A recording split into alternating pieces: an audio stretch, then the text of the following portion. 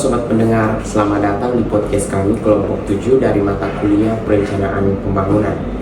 Hari ini kami akan berbicara santai tetapi sangat bermakna soal ketergantungan masyarakat Desa Pukdale terhadap bantuan pemerintah, khususnya dana Seroja pasca badai siklon tahun 2021 kemarin. Podcast ini kami buat sebagai refleksi dari hasil penelitian kelompok kami yang berjudul Ketergantungan Masyarakat pada Bantuan Pemerintah di Desa Pukdale. Bersama saya Eliari Fadilah aku yang akan menjadi host, dan ada teman-teman saya yang akan menjadi narasumber keren pada hari ini. Oke, baik, terima kasih. Perkenalkan, nama saya Ray Intifinado. Dan saya Anastasia Ramino. Saya Francisca Rufina Fernandez. Oke, jadi langsung saja kita mulai podcast kita. Teman-teman narasumber bisa jelaskan sedikit terkait dengan latar belakang dari penelitian kita ini. Kenapa masyarakat Desa Pukdale jadi perhatian utama? Oke, baik, terima kasih. Mengapa kami membawa masalah ini, khususnya itu di Desa Pukdale, karena Desa Pukdale itu merupakan salah satu desa di Kecamatan Kupang Timur yang paling parah, ada yang terkena dampak siklon tropis Seroja tahun 2021 itu. Banyak sekali rumah-rumah warga yang hancur, kebun-kebun mereka rusak, bahkan mata pencarian mereka itu hilang. Jadi kami tertarik sekali untuk membawa masalah ini dan terjun langsung untuk melihat apakah separah itu dampak Seroja terhadap masyarakat di Desa Pukdale. Salah satu setelah itu setelah kami turun lapangan, masyarakat bercerita bahwa mereka itu menanti seperti janji yang diberikan oleh pemerintah, yang dimana itu pemerintah itu menjanjikan akan memberikan bantuan lewat dana Seroja. Contohnya itu seperti rumah yang rusak berat itu mereka bilang mereka akan mendapatkan sekitar 50 juta. Itu janji dari pemerintah? Janji dari pemerintah.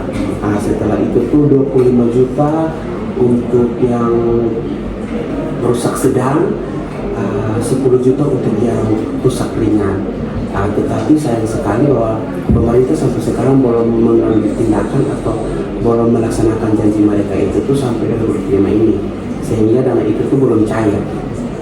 Sesuai dengan kenyataan di lapangan juga, di mana sekarang banyak masyarakat itu yang masih berpedoman untuk menuntut hak mereka. Bukan mereka tidak mau untuk berusaha, tapi mereka menganggap itu sudah menjadi hak mereka, kewajiban mereka. Karena sudah dijanjikan oleh pemerintah. Ya, sudah dijanjikan oleh pemerintah. Berarti dari penjelasan itu kita bisa melihat bahwa pemerintah membuat masyarakat ini menjadi menunggu terus. Iya, betul sekali. Bukan semua masyarakat yang menunggu, tapi ada beberapa yang menunggu janji mereka.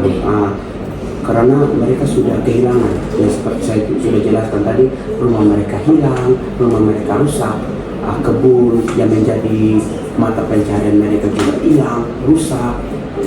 Karena pas kami turun itu kami tanya juga, maksudnya di Desa Pukdale ini mata pencarian itu apa? Mereka bilang mereka petani. Jadi pas ada di Seroja itu kebun, sawah mereka rusak.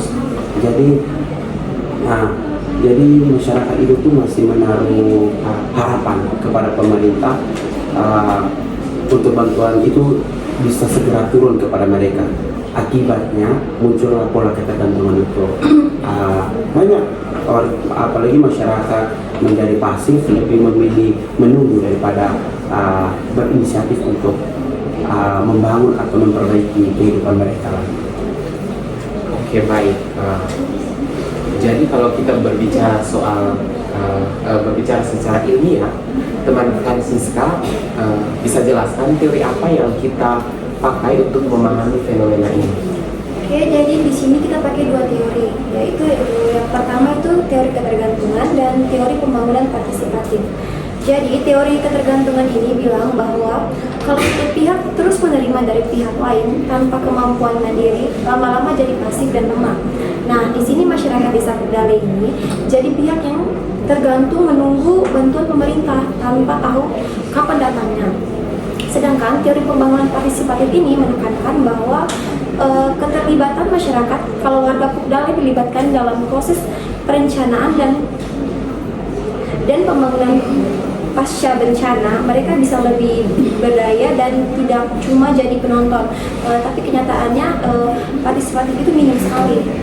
Oke, kita lanjut. Teman Anastasia, dari hasil wawancara kemarin, seperti apa kondisi nyata yang terjadi di lapangan? Banyak cerita sedih sebenarnya. Contohnya dari Ibu Yanti Manafe, Kepala Dusun 4. Beliau cerita kalau di dusunnya ada 31 rumah yang hilang total. Pemerintah sudah datang dan menjanjikan bantuan, tetapi sampai sekarang belum ada kejelasan. Ada juga Pak Andreas Solus, beliau bilang masyarakat sampai mendemo minta kejelasan dana, tapi jawaban pemerintah selalu berubah-ubah. Kadang dana sudah siap, tetapi kadang juga katanya dikembalikan. Akhirnya masyarakat kecewa dan mulai kehilangan kepercayaan pemerintah. Berarti bukan cuma ketergantungan ekonomi, tetapi juga sudah berdampak ke modal sosial dan juga kepercayaan masyarakat kepada pemerintah. Iya, betul sekali. Gotong royong mulai berkurang karena semua fokus menunggu bantuan.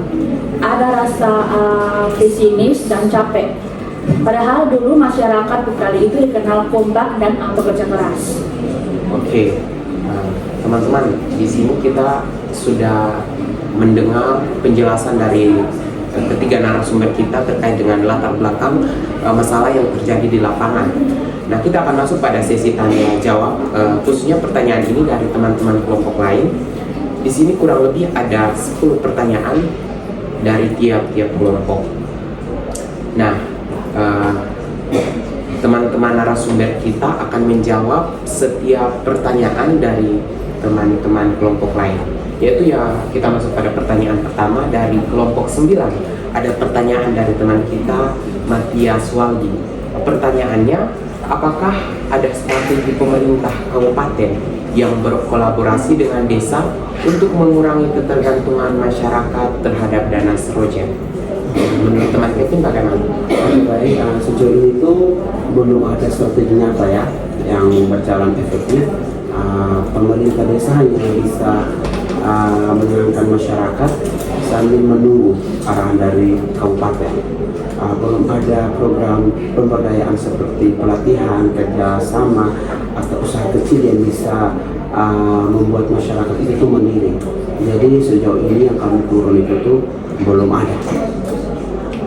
Oke, kita lanjut pada pertanyaan kedua, itu dari kelompok 4 dari teman Maria Krisyanti Malalimahikin. Teman Maria itu bertanya, apa dampak jangka panjang dari ketergantungan ini terhadap modal sosial masyarakat? Teman Francisca bisa jelaskan. Oke, jadi dampaknya itu cukup berat. Masyarakat jadi kurang aktif dalam kegiatan gotong royong. Terus kepercayaan antar masyarakat sesama pun menurun dan muncul rasa curiga antar sesama karena banyak isu soal siapa dapat bantuan dan siapa yang tidak. Ya, betul, banyak sekali di sana itu. Ada yang bilang sudah dapat, ada yang bilang belum. Jadi kayak mereka itu tuh saling merasa curiga, jangan sampai karena mereka dekat dengan pemerintah mereka dapat, yang tidak dekat dengan pemerintah mereka tidak dapat. Oke, terus pertanyaan yang ketiga itu dari kelompok 10. Ada dari teman Fuldensia Desi. Itu pertanyaannya, bagaimana persepsi masyarakat terhadap efektivitas dana seroja? Teman Anastasia bisa menjelaskan untuk kita? Masyarakat sebenarnya sangat berharap, tetapi sekarang persepsinya berubah menjadi negatif. Mereka merasa janji dana seroja itu hanya janji manis tanpa bukti nyata. Akibatnya kepercayaan terhadap pemerintah itu semakin menurun.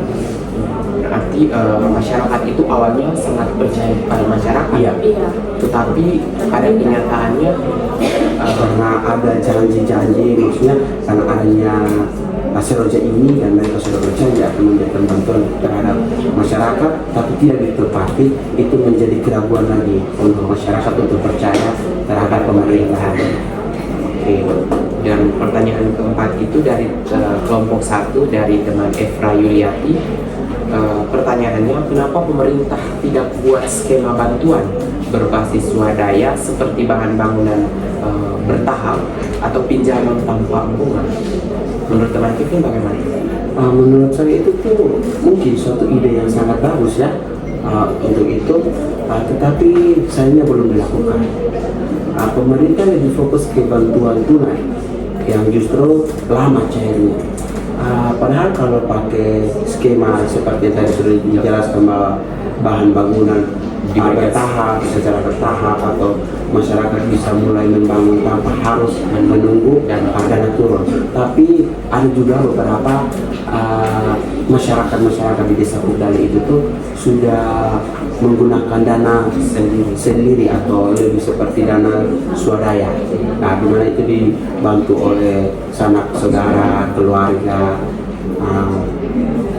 Jadi, tapi menurut saya juga seperti skema-skema yang tadi misalnya diberikan bertahap, misalnya bulan ini kasih misalnya untuk membangun rumah contohnya, seperti kasih pasir, bulan depan mungkin semen, bulan depannya lagi mungkin batako. Yang itu menurut saya itu suatu ide yang bagus, tapi sayangnya belum dilakukan terrealisasi ya.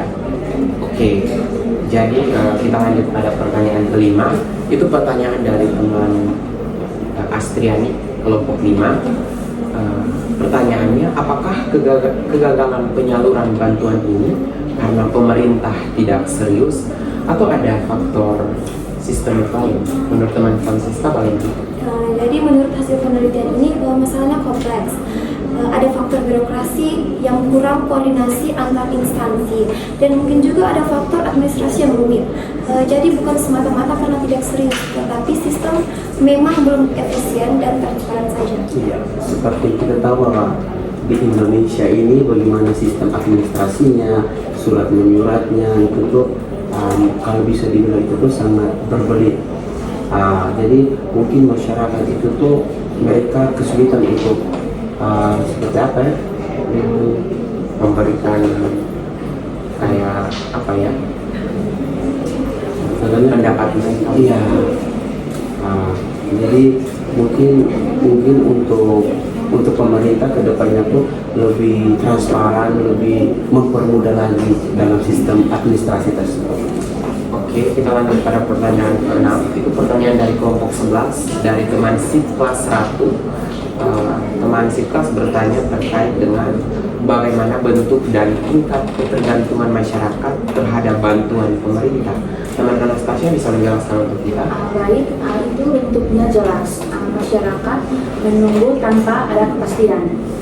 Tidak berani membangun rumah sendiri karena takut nanti direlokasi. Tingkat ketergantungan tinggi sekali, bahkan bisa disebut ekstrim, karena sudah bertahun-tahun mereka menggantungkan harapan pada pemerintah. Oke. Tapi pada tadi teman Kevin mengatakan bahwa ada beberapa warga yang sudah berinisiatif membangun rumah mereka sendiri secara swadaya, itu bagiannya dari keluarga. Oke. Terus kita lanjut pada pertanyaan ke-7. Itu pertanyaan dari kelompok 2 dari teman Matilda Correro. Pertanyaannya, apakah ada data perbandingan dari desa lain di Kupang?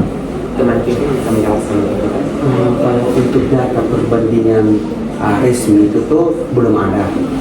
Tetapi berdasarkan observasi, desa Pugdale termasuk yang paling tinggi tingkat ketergantungannya dibanding beberapa desa tetangga, karena dampak bencananya juga tuh paling parah.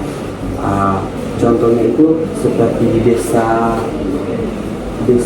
Oisau itu tuh mereka sudah mendapatkan bantuan, mereka sudah cair, tapi di desa Pugdale itu tuh belum. Itu menjadi salah satu desa tetangga yang dimana itu tuh menjadi perbandingan, tapi untuk data resminya itu tuh belum ada. Oke.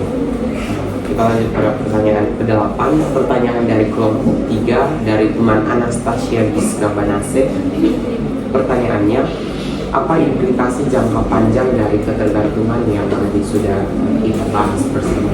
Teman Francisca bisa jelaskan? Jadi implikasinya itu adalah hilangnya semangat kemandirian masyarakat dan menurunnya kapasitas sosial ekonomi desa. Jadi kalau dibiarkan bisa menghambat pembangunan jangka panjang. Oke. Kita lanjut pada pertanyaan terakhir. Itu dari kelompok 6 dari teman Shelmi Tabel. Teman Shelo bertanya, apakah ketergantungan ini bikin masyarakat menjadi pasif? Teman Anastasia bisa menjelaskan untuk kita? Ya, jelas. Mereka menjadi terbiasa menunggu. Bahkan untuk kegiatan desa, partisipasi warga itu makin menurun karena mereka semua harus menunggu instruksi dari pemerintah. Oke, kita ada dalam pertanyaan yang paling terakhir. Itu pertanyaan dari kelompok 8 dari teman Paulus Patriawan. Teman Paulus bertanya kepada kita kelompok, seberapa besar tingkat ketergantungan masyarakat terhadap dana seroja tersebut? Teman kita bisa menjawab untuk kita bagaimana? Kalau dari hasil wawancara kita dan observasi, hampir semua itu terdampak, masih berharap penuh pada bantuan yang dijanjikan oleh pemerintah. Jadi bisa dibilang tingkat ketergantungan itu tuh sangat tinggi, hampir menyentuh sekitar 80 sampai 90% dari masyarakat yang terdampak.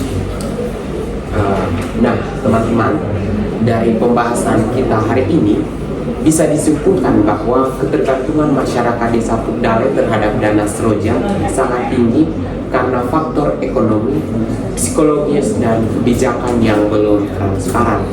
Padahal, pembangunan yang baik seharusnya partisipatif, melibatkan masyarakat sejak awal agar mereka bisa menjadi mandiri. Ya, dan kami berharap pemerintah itu tuh lebih terbuka dan cepat menindaklanjuti janji bantuan yang dijanjikan kepada masyarakat, supaya masyarakat bisa bangkit lagi, bisa mengembalikan kepercayaan mereka kepada masyarakat, bisa membangun kembali rumah mereka, bisa memperbaiki contohnya seperti kebun, memperbaiki mata pencaharian mereka. Jadi ditekankan kepada pemerintah supaya menindaklanjuti apa yang sudah mereka janjikan kepada masyarakat. Jadi selain itu juga perlu adanya pelatihan dan program pemberdayaan supaya warga tidak terus menunggu bantuan. Nah, benar sekali, karena kalau masyarakat hanya jadi penerima, mereka tidak akan tumbuh jadi subjek pembangunan. Oke. Jadi terima kasih kepada ketiga narasumber yang sudah menjelaskan kepada kita terkait dengan ketergantungan masyarakat di desa Pugdale khususnya terhadap bantuan pemerintah. Terima kasih juga kepada semua yang sudah mendengar dan menonton sampai akhir. Semoga diskusi ini menjadi bahan refleksi kita semua tentang pentingnya kemandirian dan transparansi dalam kebijakan pembangunan. Sampai jumpa di podcast berikutnya. Salam hangat dari kami kelompok 7. Terima kasih. Terima kasih.